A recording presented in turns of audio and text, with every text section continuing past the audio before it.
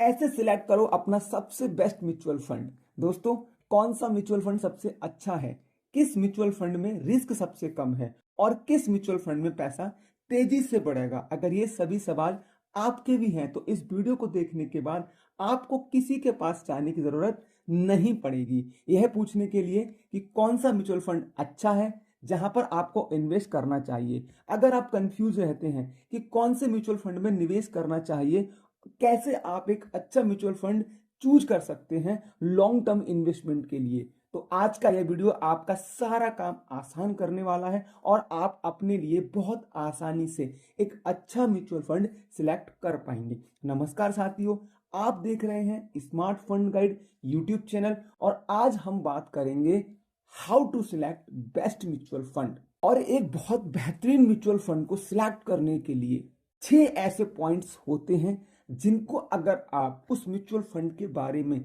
देख लेते हैं और जान लेते हैं तो आप एक अच्छा म्यूचुअल फंड सिलेक्ट कर पाएंगे। इन सभी 6 पॉइंट्स में लास्ट वाला पॉइंट बहुत जरूरी है जिसमें मैं आपको एक ऐसा तरीका बताऊंगा उसके द्वारा आपको किसी भी म्यूचुअल फंड की एक बहुत बड़ी ताकत, बहुत बड़ी मजबूती और सबसे बड़ा पॉइंट मिलता है।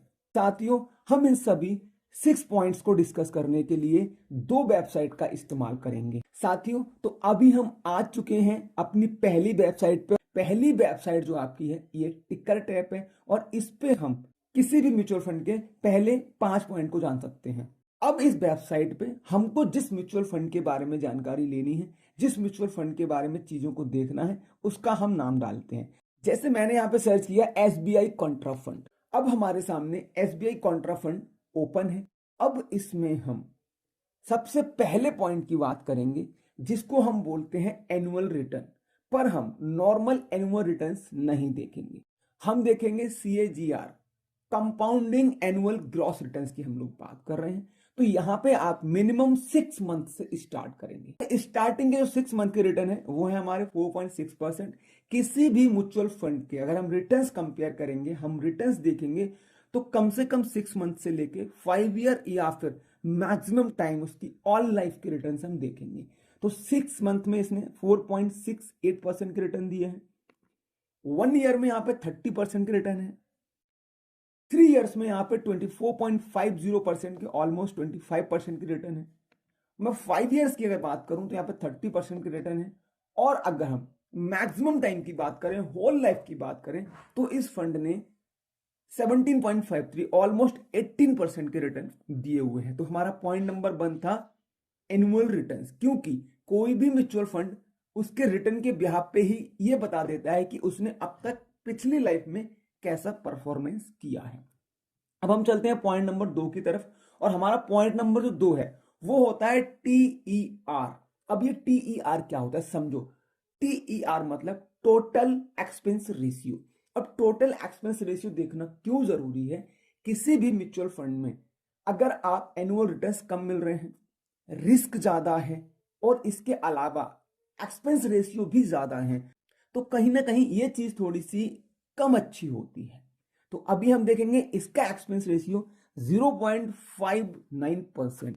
अगर हम देखें 1% से नीचे के एक्सपेंस रेशियो हैं तो वो काफी हद तक अच्छे हो सकते हैं। तो हमको एक्सपेंस रेशियो देखने के लिए भी टॉप पे ही मिल जाएगा। की मैट्रिक्स में आप देखोगे तो इनका एक्सपेंस रेशियो सबसे पहले शो हो रहा है।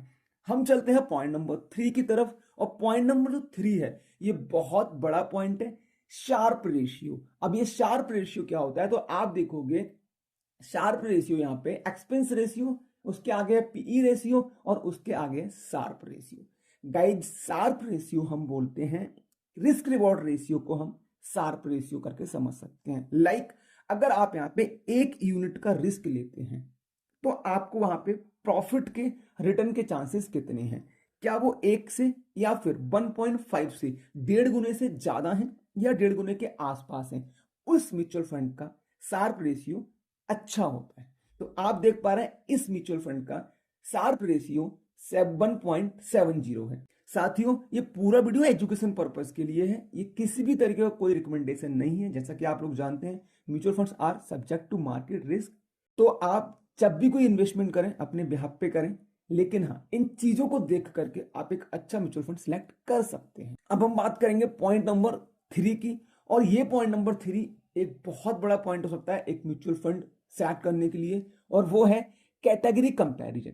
कैटेगरी कंपैरिजन मतलब उस म्यूचुअल फंड के जैसे उसकी कैटेगरी में और जो म्यूचुअल फंड्स हैं उनका रिटर्न, और आप जिस म्यूचुअल फंड को चेक कर रहे हो उसका रिटर्न कैसा है।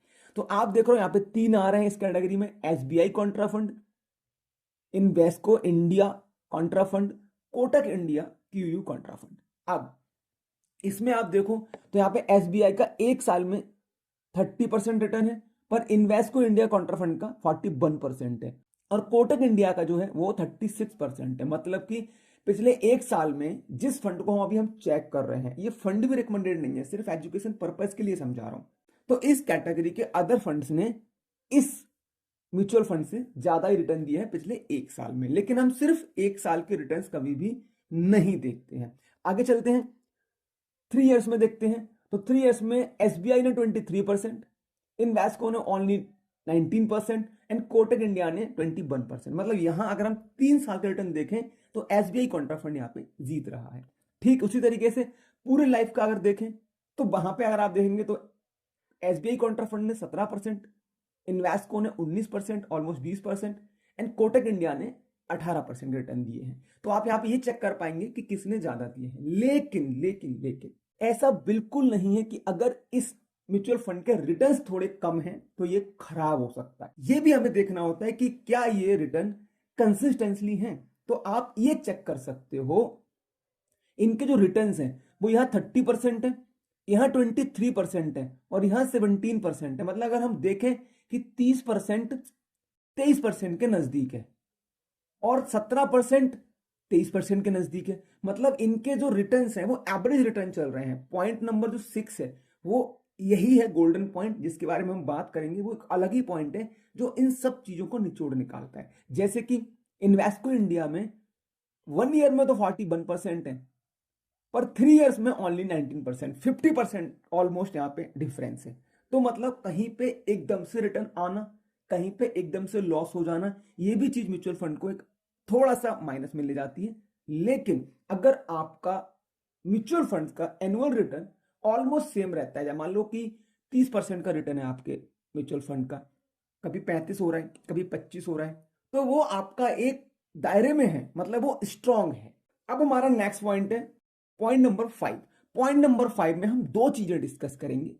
उससे पहले एक चीज मैं और बता दूं आपको, टिकर टैब वेबसाइट पे आप एसेट्स एलोकेशन की इन्होंने किस किस एसेट्स में आपके पैसे को लगाया है आप वो भी देख सकते हैं, कितना परसेंट लगाया है वो भी देख सकते हैं। यहाँ पे सेक्टर डिस्ट्रीब्यूशन मतलब कि सेक्टर एलोकेशन, मतलब कि सेक्टर एलोकेशन कहां कहां आपका पैसा किन किन सेक्टर्स में लगा है वो भी आप देख सकते हैं।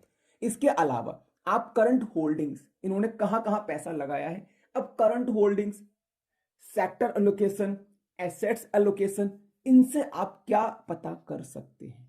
तो इन सारी चीजों के थ्रू आप अपने म्यूचुअल फंड्स का भविष्य समझ सकते हैं, भविष्य को जान सकते हैं। कैसे कि जिन सेक्टर्स में, जिन कंपनीज में, जिन एसेट्स में आपका पैसा लगा हुआ है, क्या वो फ्यूचरिस्टिक हैं, क्या वो कंपनीज आज के टाइम में स्ट्रांग है, आने वाले टाइम में उनके विजन कैसे हैं। आप इस चीज से भी आंकड़ा लगा सकते हैं। अब हम बात करेंगे पॉइंट नंबर 5 की। एक बहुत बड़ा पॉइंट है एएमसी प्रोफाइल। एएमसी प्रोफाइल में हम 2 चीजें देखेंगे। एक तो हम देखेंगे AUM, total AUM, assets under management. दूसरा हम देखेंगे फंड मैनेजर प्रोफाइल। तो यहां पे अगर हम बात करें एयूएम की तो 7,72,781 करोड़ रुपए इस म्यूचुअल फंड में लगे हुए हैं। ये एक बहुत बड़ा अमाउंट हो सकता है, तो इसके बिहाफ पे भी आप चेक कर सकते हैं। फंड मैनेजर्स की बात करें तो हम फंड मैनेजर्स को क्यों देखेंगे, तो फंड मैनेजर जैसे कि यहाँ पे एसबीआई कॉन्ट्रा फंड के दिनेश बालचंद्रन जी हैं, प्रदीप केसवान जी हैं। इनके अंडर में कितना फंड लोगों ने लगा रखा है, इनके अंडर में कितना फंड है, और साथ ही इनको कितना एक्सपीरियंस है। आप इन चीजों को देखकर मैनेजर्स जितने अच्छे होंगे आपके फंड के, आपका फंड उतना अच्छा परफॉर्मेंस करेगा। तो हमको एयूएम एंड फंड मैनेजर्स को भी चेक करना है। अब हम बात करेंगे सबसे बेहतरीन पॉइंट के बारे में।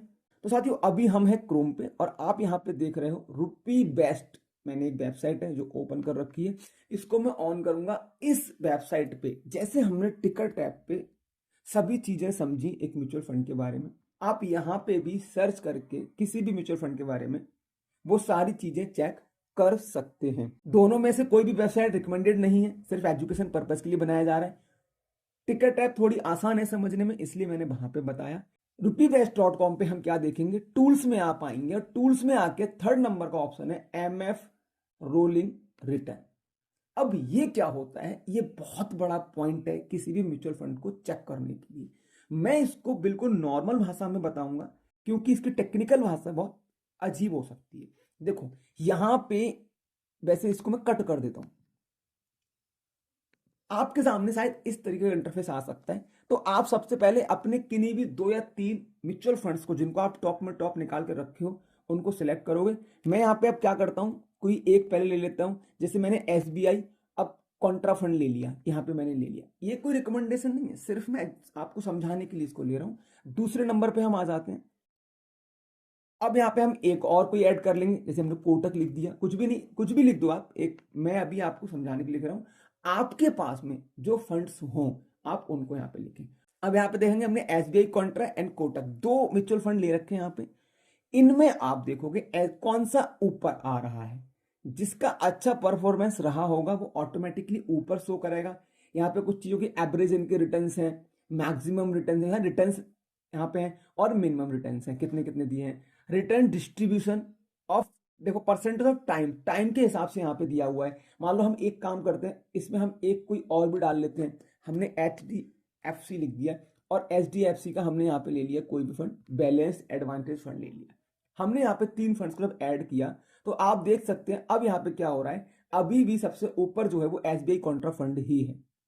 ठीक है, तो हम इसको एक तरीके से चेक कर सकते हैं किसमें कितने रिटर्न रहे हैं, किसने अच्छे रिटर्न्स दिए हैं। और सबसे जो मेन चीज है रोलिंग रिटर्न्स की, तो रोलिंग रिटर्न्स जिस भी म्यूचुअल फंड का अपने एवरेज म्यूचुअल फंड के नियर रहेगा हमेशा।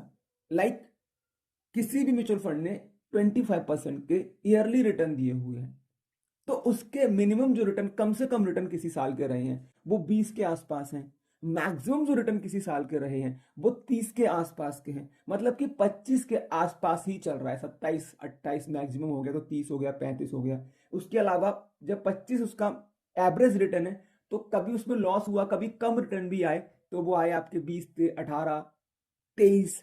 इससे आप क्या समझ सकते हैं कि आपका जो म्यूचुअल फंड है वो कंसिस्टेंटली स्ट्रॉन्ग परफॉर्मेंस कर रहा है और नॉलेज के बिहाफ पे कर रहा है। किस्मत से एकदम से कोई ग्रो नहीं हुआ है, या किस्मत से या फिर किसी गलती से एकदम से डाउन नहीं हुआ है। तो रोलिंग रिटर्न्स एक एवरेज रिटर्न्स को दर्शाता है, इस चीज को भी आप कंसिडर कर सकते हैं। ये 6 के 6 पॉइंट मैंने एजुकेशन पर्पज के लिए डिस्कस किए। इन 6 पॉइंट के बिहाफ पे आप किसी भी म्यूचुअल फंड की स्ट्रांगनेस को आप चेक कर सकते हैं, एक अच्छा म्यूचुअल फंड सिलेक्ट कर सकते हैं। बाकी फिर से बोल रहा हूं, किसी भी तरह का इन्वेस्टमेंट करने से पहले एक बार खुद से अपने फाइनेंशियल एडवाइजर से सलाह जरूर लें। कोई कमेंट हो किस म्यूचुअल फंड के बारे में आप अगला वीडियो चाहते हैं, जरूर कमेंट करें। वीडियो कैसा लगा ये भी कमेंट करें। थैंक्स फॉर वॉचिंग, धन्यवाद।